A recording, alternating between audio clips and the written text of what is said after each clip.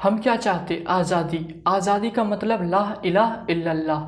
यहाँ क्या चलेगा? निज़ाम मुस्तफ़ा, रालिफ गालिफ या चालिब। मतलब या तो हमारे साथ मिल जाओ, या मर जाओ, या भाग जाओ। 19 जनवरी 1990 की उस काली रात को कश्मीर के हर चौक चौराहों, मस्जिदों पर ऐसे नारे गूंज रहे थे। हर तरफ खुलेआम AK-47 लहराई जा रही थी। कश्मीरी पंडितों का कत्लेआम शुरू हो चुका था। State machinery, law and order पूरी तरफ फेल थी। हर तरफ मुजाहिदीनों का बोलबाला था।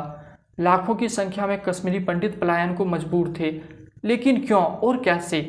आइए इस वीडियो में कश्मीर में हुए पिछले घटनाक्रम से हम इसे जानने की कोशिश करते हैं। वर्ष 1980 में कश्मीर के CM होते हैं शेख अब्दुल्ला, जो Jammu Kashmir national conference party से थे। आज़ादी के समय से ही शेख और इनकी पार्टी कश्मीर में सबसे लोकप्रिय थी, लेकिन नए नए दलों के उभरने से इनकी पॉपुलैरिटी कम होती जा रही थी। 1982 में शेख अब्दुल्ला की मृत्यु के बाद इनके बेटे फारूक अब्दुल्ला कश्मीर के CM बनते हैं। हालांकि कुछ समय बाद ही 1983 में कश्मीर में चुनाव होता है और फिर से फारूक अब्दुल्ला की ही सरकार आती है। वहीं इस वक्त केंद्र में इंदिरा गांधी की सरकार होती है। 11 फरवरी 1984 को कश्मीरी सेपरेटिस्ट और नेशनल लिबरेशन फ्रंट के को फाउंडर या मिलिटेंट लीडर मकबूल भट्ट को फांसी की सजा दे दी जाती है। इसके बाद कश्मीर में सेपरेटिस्ट मूवमेंट बढ़ने लग जाता है और घाटी में इन मिलिटेंट्स द्वारा मकबूल भट्ट के लिए शहीद कश्मीर का नारा लगता है। दूसरी ओर इंदिरा गांधी फारूक अब्दुल्ला के बहनोई गुलाम मोहम्मद शाह की मदद से फारूक अब्दुल्ला को CM पद से हटाकर जुलाई 1984 में गुलाम मोहम्मद शाह को कश्मीर का नया CM बना देती है।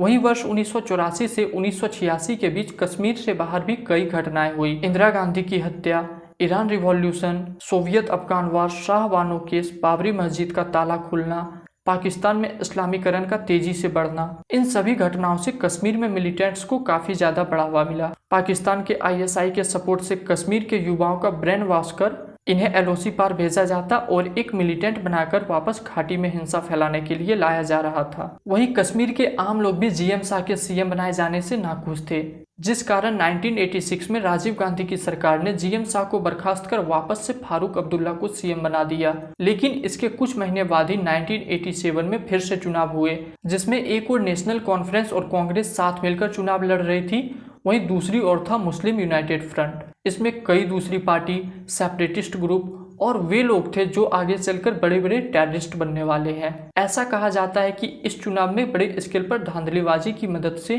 नेशनल कॉन्फ्रेंस जीतती है और फाइनली फारूक अब्दुल्ला को ही CM बनाया जाता है। इसके बाद कश्मीर में रेडिकल आइडियोलॉजी को काफी बढ़ावा मिला। हामिद शेख, अशफाक वानी, जावेद मीर, यासीन मलिक जैसे कई कश्मीरी और JKLF के मेंबर LOC क्रॉस कर पाकिस्तान गए और वहां से ट्रेनिंग और AK-47 जैसे हथियारों के साथ वापस कश्मीर लौटे। वहीं फरवरी 1889 तक सोवियत अफगान वॉर भी खत्म हो चुका था, जिसके बाद अफगानिस्तान में लड़ रहे मुजाहिदीनों को पाकिस्तान ने कश्मीर में भेजना शुरू किया। कश्मीर को आजाद कराने के नारे लगने शुरू हुए।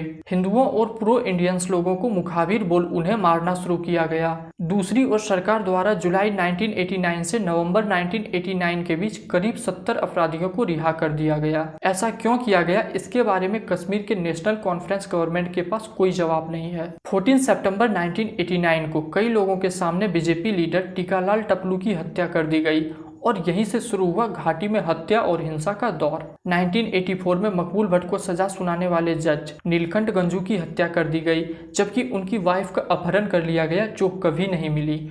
वकील प्रेमनाथ भट्ट को मार दिया गया। वहीं दिसंबर 1989 में दिल्ली में VP सिंह की सरकार आई और मुफ्ती मोहम्मद सईद यूनियन मिनिस्टर बने। इनकी बेटी डॉक्टर रुबैया सईद का JKLF के मेंबर द्वारा अपहरण कर लिया गया और 5 मिलिटेंट की रिहाई के बाद डॉक्टर रुबैया सईद को छोड़ा गया। 4 जनवरी 1990 को आफ्ताब नाम के एक हिंदू अखबार में हिजबुल मुजाहिदीन ने एक न्यूज छपवाई, जिसमें सारे पंडितों को तुरंत कश्मीर छोड़ने को कहा गया। अल-सफा नाम के दूसरे अखबार में इस न्यूज को दोबारा छपवाया गया। हिंदुओं के दुकानों, घरों, मंदिरों को तोड़ा गया, इनमें आग लगाए गए।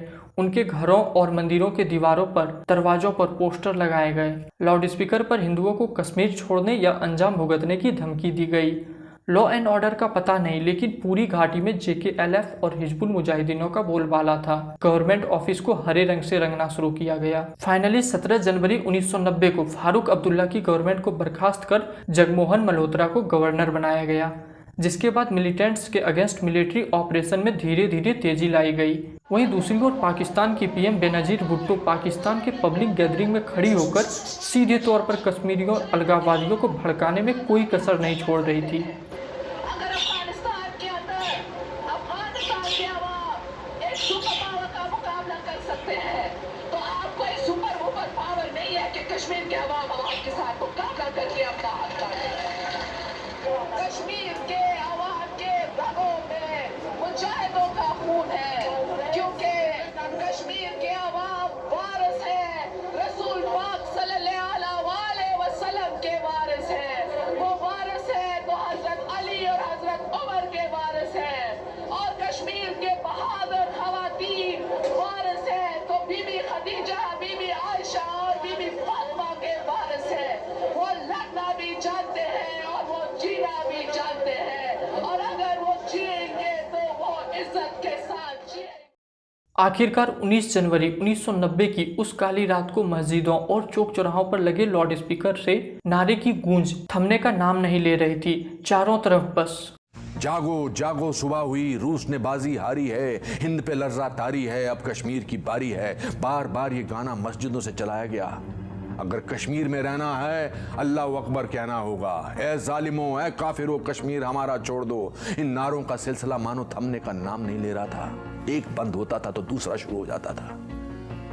इन्हीं नारों में एक नारा था, कश्मीर बनेगा पाकिस्तान पंडित आदमियों के बगैर पर पंडित औरतों के साथ। ये नारा बार बार और जोर शोर से दोहराया गया।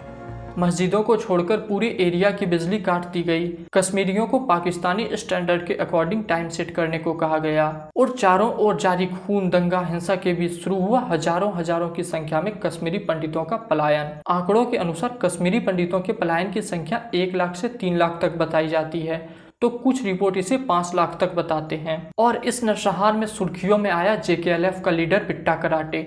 इसने करीब 20 से 40 हिंदुओं की हत्या की, जिसमें इसका एक दोस्त और सोशल वर्कर सतीश टिक्कू भी शामिल है। और बड़े ही गर्व से बिट्टा कराटे इस बात को कैमरे में कबूल कर रहा है। मारने के लिए कहते तो मार देते। सितंबर 1889 के बाद बीच सड़क पर घर में घुसकर हत्या और रेप जैसी घटनाएं आम हो चुकी थी। इसी में से एक हत्या थी श्रीनगर के टेलीकॉम इंजीनियर बीके गंजू की। टेररिस्ट बीके गंजू को खोजते हुए इनके घर पर आए। अपनी जान बचाने के लिए बीके गंजू चावल के कंटेनर में छिप जाते हैं, लेकिन आतंकियों के लौटते समय पड़ोसी ने इशारे से इस बात की इंफॉर्मेशन दे दी। फिर आतंकियों ने उस चावल के कंटेनर में ही बीके गंजू की हत्या कर दी और उस खून से सने चावल को उनकी पत्नी को खिलाया गया। दूसरी हत्या है गिरजा टिक्को की, जिसमें पहले तो इनका गैंग रेप किया गया और फिर जीते जी इन्हें आरी से 2 हिस्सों में काट दिया गया। श्रीनगर दूरदर्शन के स्टेशन डायरेक्टर लासा कौल की हत्या, नर्स शर्ला कौल की रेप और हत्या कर दी गई। ये सभी तो कुछ हाई प्रोफाइल हत्याओं के नाम हैं। यहाँ आम लोगों के मर्डर, रेप और दर्द की कोई गिनती नहीं है। 1989 से शुरू हुआ ये नरसंहार करीब 2004 तक जारी रहा। हालांकि इसके बाद कश्मीर की हालत में काफी सुधार हुआ है।